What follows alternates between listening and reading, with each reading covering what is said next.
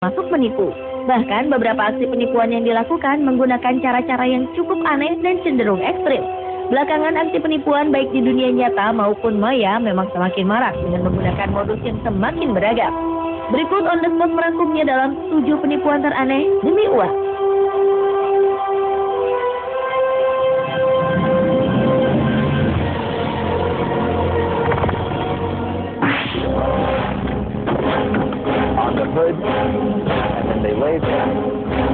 Meski terbilang modus lama, penipuan dengan modus menabrakkan diri ke mobil kini gencar kembali terjadi di beberapa kota besar di dunia, salah satunya Cina. Publik Cina, khususnya pengendara mobil, kini harus berhati-hati dengan aksi penipu yang menabrakkan diri mereka ke mobil dan berpura-pura kesakitan. Seperti yang terekam dalam video kamera yang dipasang di dashboard ini. Video ini dimulai ketika pengemudi meluncur di jalan raya, tiba-tiba tampak pemuda berlari ke arah depan mobil.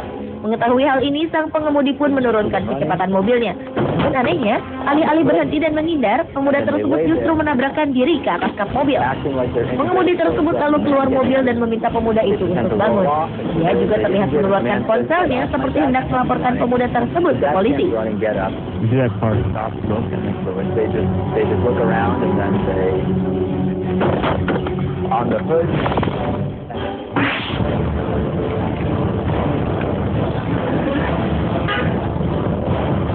Berikutnya adalah cara mengemis yang dilakukan pasangan ibu dan anak di Cina. Cara yang mereka lakukan bisa dibilang cukup ekstrim. Ketika sang ibu berbaring di tanah dan pura-pura mati, sang anak kemudian mulai berakting seakan-akan ibunya telah tiada untuk menarik simpati pejalan kaki yang lewat. Di sampingnya, para pejalan kaki yang lewat akan melihat seorang anak yang sedang berlutut dan menangis. Anak itu bahkan membenturkan kepalanya ke lantai dan meminta sumbangan ke orang yang sedang lewat di tempat itu.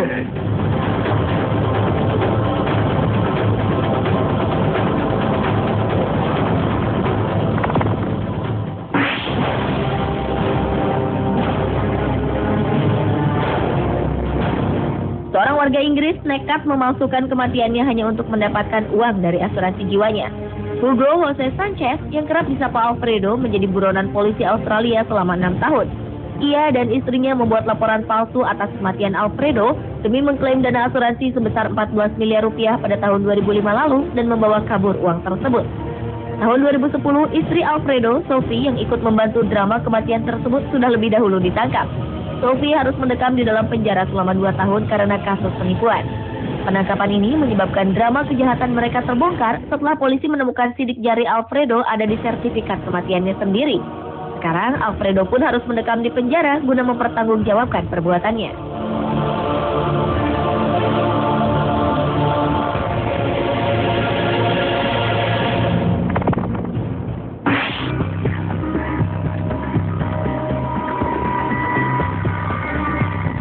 Dengan berdandan layaknya seorang wanita, pria berusia 51 tahun bernama Perla Serrano berhasil mengumpulkan uang lebih dari $100.000 Amerika atau sekitar 970 juta rupiah di 3 rumah sakit yang dikunjunginya.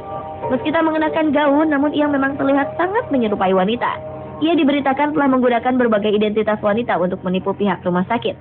Ia memiliki kemampuan yang baik untuk mencuri identitas seseorang karena memiliki informasi yang cukup lengkap, termasuk alamat korban yang memudahkannya mengurus kartu tunjangan kesehatan dengan nama korban. Aksi Perla terbongkar ketika ia tengah tidur di pinggir jalan di San Clemente, Amerika Serikat. Saat itu polisi mengira Perla adalah seorang wanita, namun kemudian terbukti kalau pria ini menyamar menjadi wanita.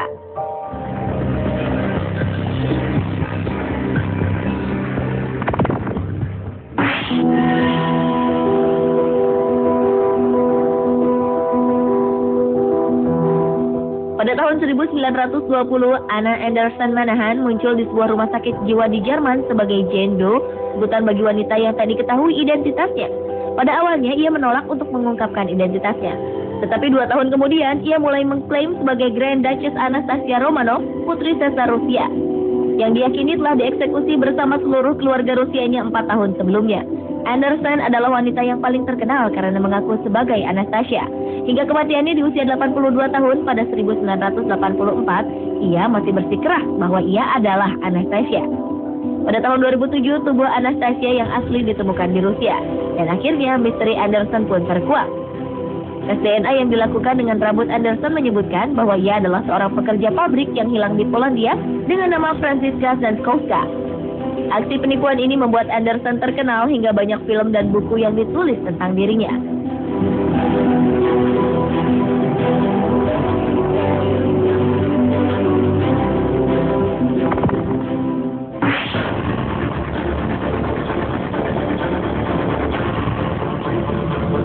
Seorang remaja berusia 19 tahun dari Texas, Amerika Serikat bernama Angie Gomez berhasil meyakinkan keluarga, teman, bahkan tunangannya bahwa ia hanya memiliki waktu 6 bulan untuk hidup akibat terserang penyakit leukemia. Seluruh kerabat, teman, dan lingkungan sekitarnya berbondong-bondong mengumpulkan uang dan bantuan untuk Angie. Seluruh dana dan bantuan ini ditujukan kepada Yayasan Achieve the Dream Foundation yang didirikan oleh Angie. Yayasan ini bertujuan untuk membantu anak-anak yang menderita leukemia. Melalui yayasan ini, Angie berhasil mengumpulkan lebih dari 160 juta rupiah. Namun aksi kepura-puraan Angie berakhir ketika polisi mendapat laporan dari beberapa orang karena Angie sama sekali tak terlihat sakit. Polisi yang melakukan penyelidikan akhirnya membekuk Angie di tempat kerjanya setelah mengumpulkan bukti bahwa Angie tidak sakit dan ia bukanlah pasien rumah sakit manapun.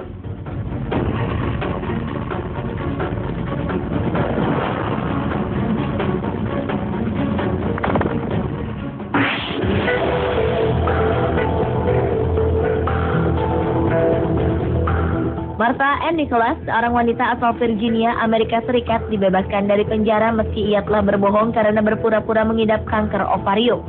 Ia telah berhasil menipu suami, anak-anak, dan ratusan masyarakat di lingkungan tempat tinggalnya demi mendapatkan uang untuk biaya pengobatan kanker jadi-jadiannya itu.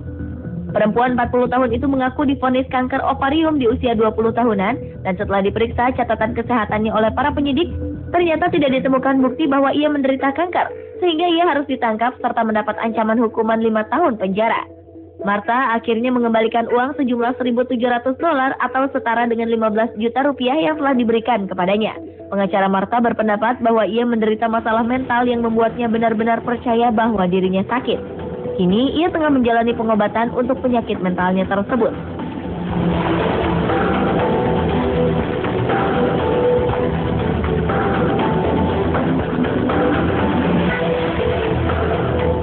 Pemirsa, itulah 7 penipuan teraneh demi uang.